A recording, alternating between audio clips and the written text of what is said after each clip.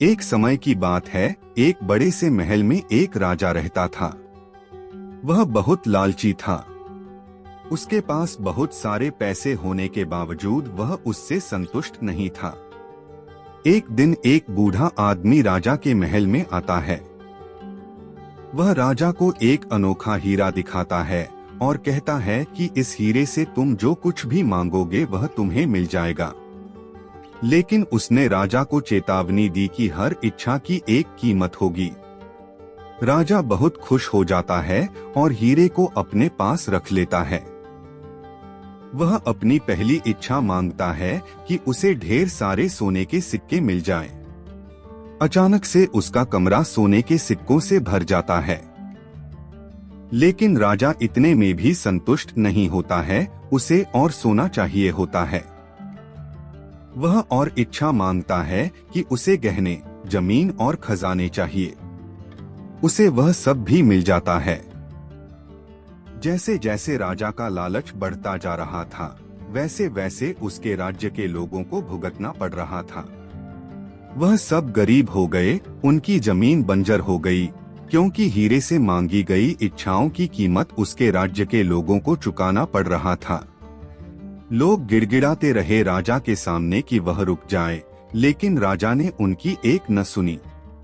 एक रात जब राजा सो रहा था, तब उनके पिताजी सपने में आते हैं और बोलते हैं, यह लालच उन सब चीजों को बर्बाद कर देगा जिनसे तुम प्यार करते हो। राजा की नींद खुलती है और उसे अपनी गलती का एहसास होता है। राजा ने सभी लोगों को एक साथ बुलाया और अपने आप को बदलने का वादा किया। उसने अपने धन का उपयोग लोगों की मदद करने और राज्य को बेहतर बनाने के लिए किया। राज्य फिर से सुखी और समृद्ध हो गया। उस दिन से राजा ने सीखा कि लालची होने से केवल दुख मिलता है, लेकिन दयालु होने और दूसरों की मदद करने से सभी को खुशी मिलती है। लालच दुख और विनाश ला सकता है, जबकि दया और निस्वार्थता सुख और समृद्धि लाती है। एक बार की बात है, एक स्त्री शरद के पास अपनी समस्या लेकर पहुंची। उसके पुत्र को चीनी खाना बहुत पसंद था और वह इस आदत को छुड़ाना चाहती थी। उसने शरद से कहा, श्रीमान, मैं समझ नहीं पा रही हूँ कि अपने पुत्र को कैसे अनुशासित करूँ। शरद ने उससे पूछा, महोदया, कृपया मुझे बताएं कि किस प्रकार का अनुशासन आप अपने पुत्र में देखना चाहती हैं। संभव है मैं आपकी कोई सहायता कर सकूं। उस स्त्री ने कहा, श्रीमान, बहुत ही साधारण सी बात है। मेरे पुत्र को चीनी खाने की बहुत लत है। मैं समझ नहीं पा रही कि उसकी आदत कैसे छुड़ाऊं। पल भर सोचकर शरद ने कहा, महोदया, आप कल मुझसे मिलें। मैं इस समस्या का समाधान बताऊंगा। अगले दिन उस स्त्री के आने पर शरद ने फिर उसे अगले दिन आने के लिए कहा। एक सप्ताह तक यही चलता रहा। उसके बाद शरद ने उससे कहा, महोदया, कृपया कल आप अपने पुत्र को लेकर आए। मैं उसे एक उपाय बताऊंगा। अगले दिन उस बालक से शरद ने कहा, बालक, अधिक चीनी खाना स्वास्थ्य के लिए अच्छा नहीं है, तुम्हें इसे बदलना होगा। कल से एक दिन में तुम बस 3 चम्मच चीनी खाना और एक सप्ताह बाद मुझसे मिलना। बालक ने शरद की बात मान ली। उस स्त्री ने शरद का आभार व्यक्त किया। एक सप्ताह पश्चात दोनों आए पर शरद ने उन्हें अगले सप्ताह आने के लिए कहा। 2 सप्ताह तक यही क्रम चला। तत्पश्चात शरद ने बालक से कहा कि अब वह एक दिन में मात्र 2 चम्मच चीनी खाए और एक सप्ताह बाद मिले। उस स्त्री ने शरद को धन्यवाद देते हुए पूछा कि उसके पुत्र को सलाह देने में उन्होंने इतना समय क्यों लगाया। शरद ने उत्तर दिया, महोदया, सच तो यह है कि आपके पुत्र को चीनी खाने से अनुशासित करने से पहले मुझे स्वयं को अनुशासित करना पड़ा, क्योंकि मुझे भी चीनी खाने की लत है। एक बार की बात है, 3 व्यक्ति राजा के दरबार में आए और स्वयं को संसार में सबसे चतुर और ज्ञानी बताने लगे। राजा ने उनका स्वागत किया और कहा, पंडितों, आपने हमारे राज्य में पधारकर हमारा मान बढ़ाया है। हमारा आतिथ्य स्वीकारें और अपना ज्ञान हमें दें। तत्पश्चात राजा ने उन पंडितों को अपने सलाहकारों के ज्ञान के विषय में बताया और उनकी प्रशंसा करी। राजा की बातों से प्रसन्न पंडितों में से एक ने कहा, महाराज, आपने अपने दरबारियों की बहुत प्रशंसा करी है। कृपया पहले हमें अपनी बुद्धि का परिचय देने दें। हम में से हर कोई एक प्रश्न पूछेगा। यदि कोई हमें उसका उत्तर देगा तो हम उसे सबसे बुद्धिमान मानकर अपना गुरु बना लेंगे। राजा ने शर्त मान ली। उनके द्वारा पूछे गए प्रश्नों का कोई भी दरबारी सही उत्तर न दे सका। राजा ने सोचा कि केवल विक्रम ही इनके प्रश्नों का सही उत्तर दे सकता है। उन्होंने तुरंत दूत भेजकर विक्रम को बुलवाया। विक्रम अपने गधे पर बैठकर महल पहुंचा और झुककर राजा का अभिवादन किया। राजा ने विक्रम का परिचय पंडितों से करवाकर कहा, श्रीमान विक्रम के समक्ष अब आप लोग अपना प्रश्न रखें। मुझे पूरा विश्वास है कि आप लोगों को सही उत्तर अवश्य मिलेगा। एक ने विक्रम से पूछा, धरती का बीचों बीच मध्य कहाँ पर है? विक्रम प्रश्न पूछने वाले की चतुराई तुरंत समझ गया। उसने अपने गधे को दिखाते हुए कहा, जहाँ मेरे गधे का पैर है वहीं धरती का मध्य है। आप यह कैसे कह सकते हैं? उस व्यक्ति ने पूछा। विक्रम ने उत्तर दिया, यदि आपको कोई शंका है तो आप नापकर देख लें कि बीचों बीच कहाँ आता है। दूसरे पंडित ने आकर पूछा, विक्रम बताओ तो हमारे सिर के ऊपर आसमान में कितने तारे हैं? विक्रम ने शांतिपूर्वक कहा, मेरे गधे के बाल जितने तारे हैं। तुम्हें कैसे मालूम? पंडित ने पूछा। विक्रम ने उत्तर दिया, श्रीमान यदि आपको कोई शंका हो तो गिन लीजिए। तीसरे पंडित ने आकर विक्रम से पूछा, बताओ मेरी दाढ़ी में कितने बाल हैं? विक्रम ने उत्तर दिया, ठीक उतने ही जितने मेरे गधे की पूंछ में हैं। तुम्हें कैसे पता? पंडित ने पूछा।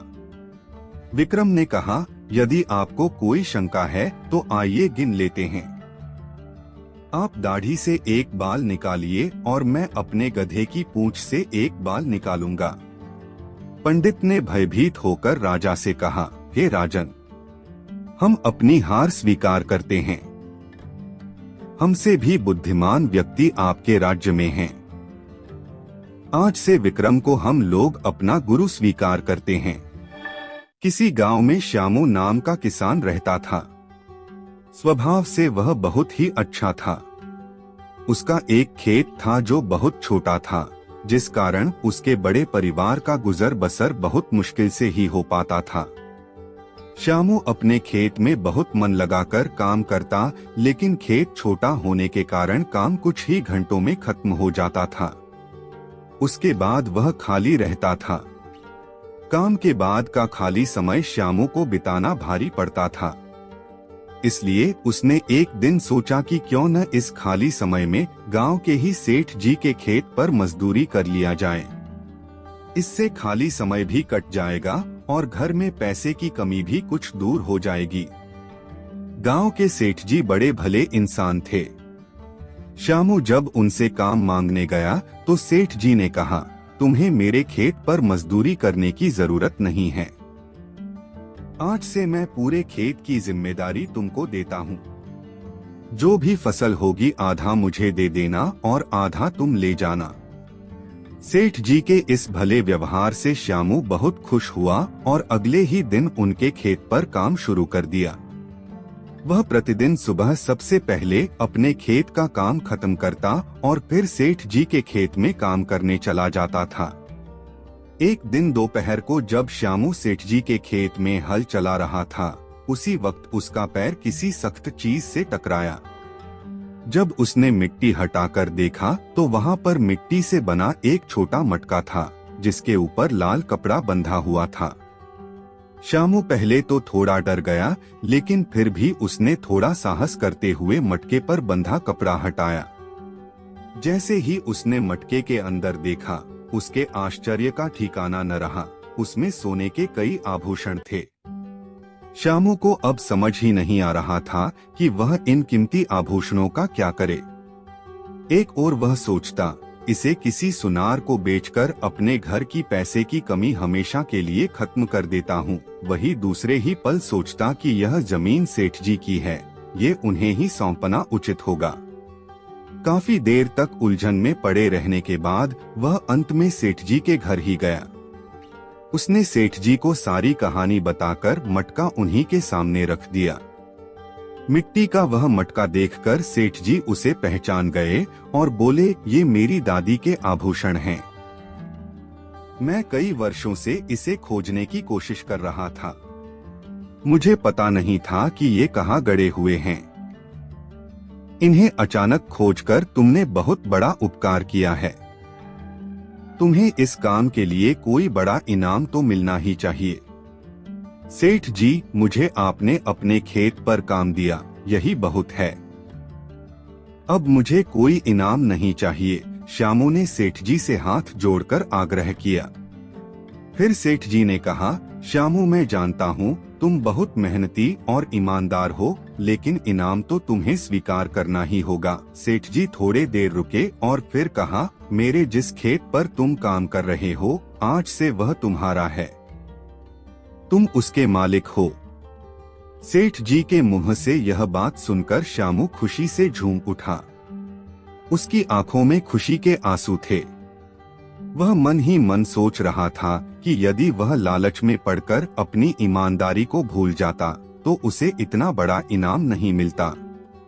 ईमानदारी सबसे अच्छी नीति है। थोड़े से लालच के लिए किसी के साथ बेईमानी नहीं करनी चाहिए। रघु कभी भी एक जगह टिककर काम नहीं करता था। उसकी हाजिर जवाबी से ही उसका गुजारा चल जाता था। साथ ही सबकी सहायता करने के कारण वह अत्यंत लोकप्रिय था। रघु के गांव में एक महाजन था जो लोगों को बहुत अधिक ब्याज पर पैसे उधार देता था। चूंकि पूरे गांव में एकमात्र वही महाजन था, इसलिए कोई कुछ बोल ही नहीं पाता था। उस महाजन को बस एक ही बात बुरी लगती थी कि रघु ने कभी भी उससे उधार नहीं लिया था। वह हमेशा इसी ताक में रहता था कि रघु उसका कर्जदार हो जाए, और रघु को यह बुरा लगता था कि वह साधारण लोगों से बहुत अधिक ब्याज लेता है। एक दिन महाजन को सीख देने का मौका रघु को मिल ही गया।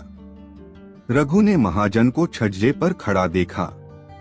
उसे एक युक्ति सूझी। उसने आकाश की ओर हाथ उठाकर जोर से कहा, हे प्रभु, मेरी मदद करें। मुझे परिवार चलाने के लिए पैसों की सख्त आवश्यकता है। मैं कभी उधार नहीं लेता। कृपया 100 सुवर्ण मुहर देकर मेरी सहायता करें। महाजन तो ताक में था ही। उसने 100 सुवर्ण मुद्राओं का थैला नीचे गिरा दिया। उसने सोचा कि वह रघु को बताएगा कि ईश्वर पैसा नहीं देते। मेरे जैसा महाजन ही पैसे देता है और रघु भी मेरा कर्जदार हो जाएगा। रघु ने थैला लेकर कहा, बहुत बहुत धन्यवाद प्रभु, आपने मेरी प्रार्थना सुन ली। महाजन रघु की बात सुनकर चिढ़ गया। नीचे जाकर रघु से उसने कहा, रघु, तुम कितने मूर्ख हो। तुम क्या समझते हो ईश्वर ने तुम्हारी मदद की है। यह जो पैसा तुम्हारे हाथ में है वह मेरा है।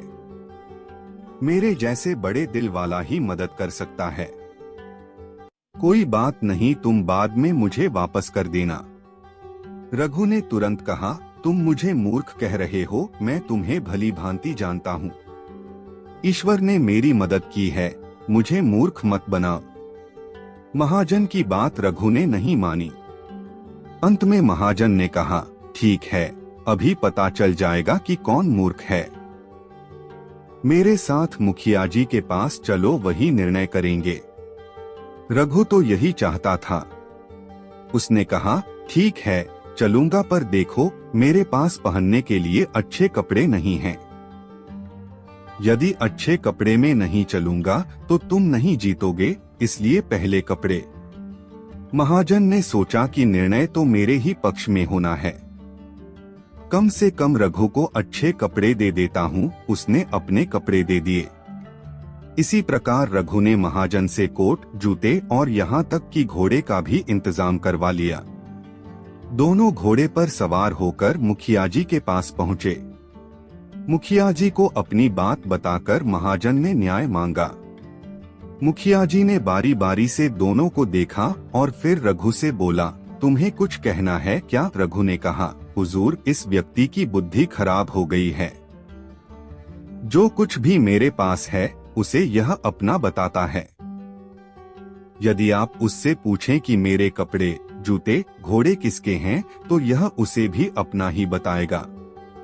ऐसी स्थिति में स्वर्ण मुद्राओं के संबंध में भी आप उससे उसी उत्तर की अपेक्षा कर सकते हैं। रघु के कहे अनुसार मुखिया जी ने महाजन से पूछा। कपड़े, जूते सब महाजन के थे ही, तो उसे कहना पड़ा, जी हुजूर, ये सब मेरे ही हैं। मुखिया जी ने रघु के पक्ष में अपना निर्णय दिया और अपनी मूर्खता के लिए महाजन स्वयं को दोष देता हुआ चला गया।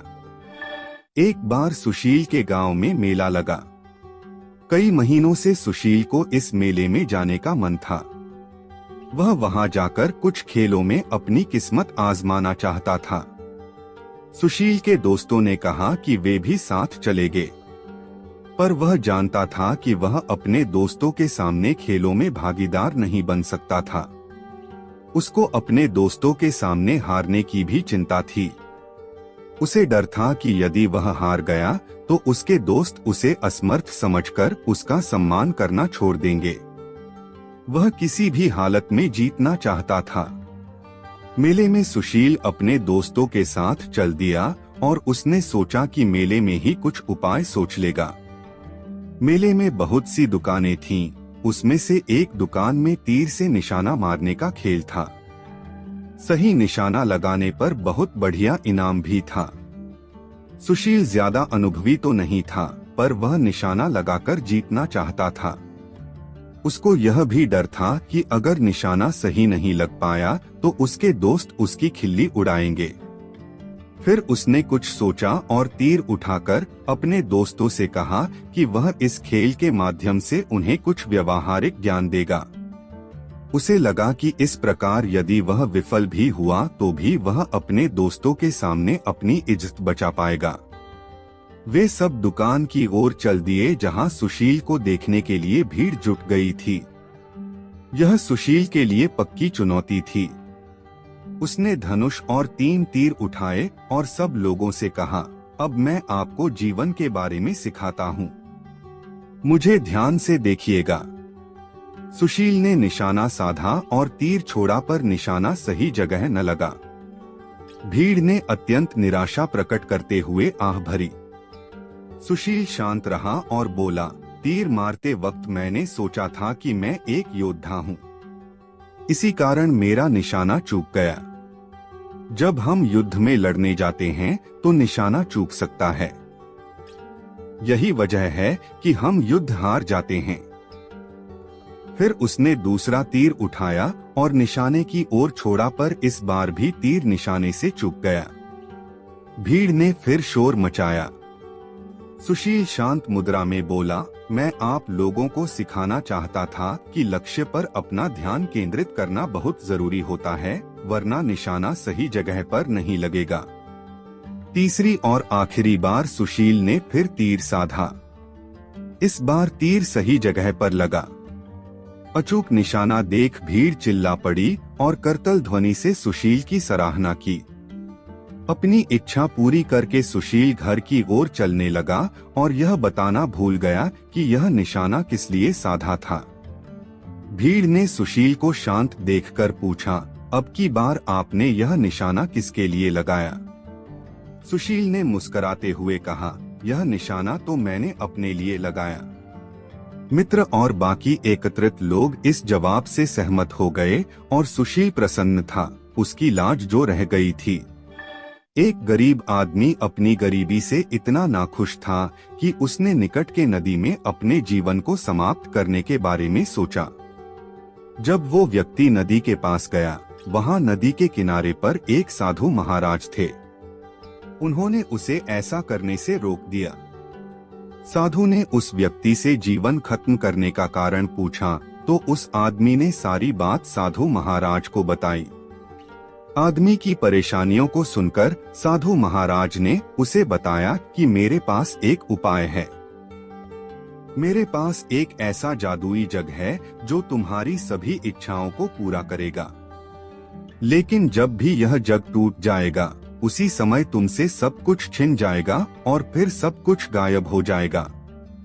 साधु ने कहा कि यदि तुम मेरी 2 साल तक सेवा करते हो तो मैं वो जग तुम्हें दे दूंगा, और यदि तुम मेरी सेवा 4 साल तक करते हैं तो मैं तुमको वो जग बनाने के लिए मंत्र भी सिखा दूंगा। आदमी साधु महाराज को कहता है, मैं केवल 3 साल की सेवा करना चाहता हूँ, फिर मुझे वो जग देना, मैं उसको संभाल कर रखूंगा और उसे टूटने नहीं दूंगा। 2 साल की सेवा करने के बाद आदमी को वो जग मिल जाता है और वह खुशी से अपने घर जाता है। इस तरह उसने उस जादुई जग के साथ अपनी सारी इच्छाओं को पूरा करना शुरू कर दिया। सबसे पहले उसने खुद के लिए एक सुंदर महल और उसके बाद पैसे मांगे।